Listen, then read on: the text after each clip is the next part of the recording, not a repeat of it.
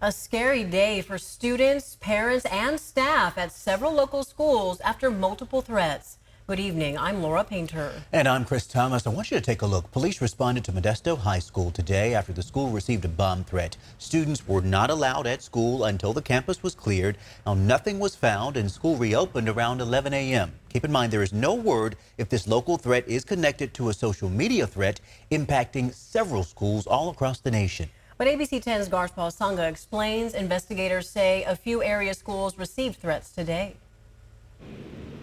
A Sacramento County Sheriff's Office vehicle being at Antelope Crossing Middle School is not a coincidence. After a social media threat was sent to the school Thursday morning, forcing deputies to investigate. Even though these threats can be not credible, it does cause a lot of stress and anxiety for our students, staff, our families, and our community. That threat was eventually found not credible, but the Sheriff's Office says Antelope Crossing was not the only school who received the false threat.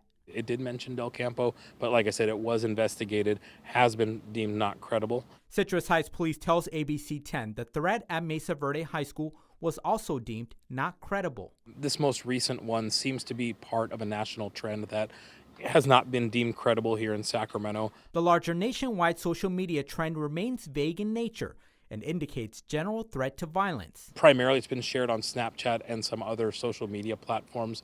Snapchat tells ABC 10 in part, this type of activity has no place on Snapchat.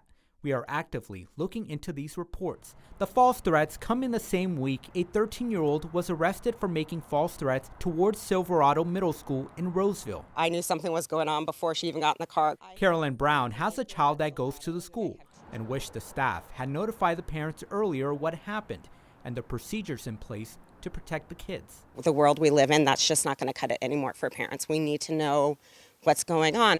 Back at Antelope Crossing, after dealing with the false threat in the morning, in the afternoon, the school district and the sheriff's office says it handled a second threat and the student in question was cited. Our campuses are safe. We take every report of a threat that we receive seriously. As we've learned this week, it's not rare.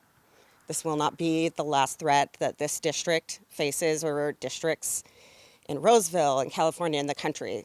This is the world we live in. These false threats to schools is attracting the attention of the FBI. FBI Sacramento tells ABC 10 in a statement, the FBI takes potential hoax threats very seriously because it puts innocent people at risk.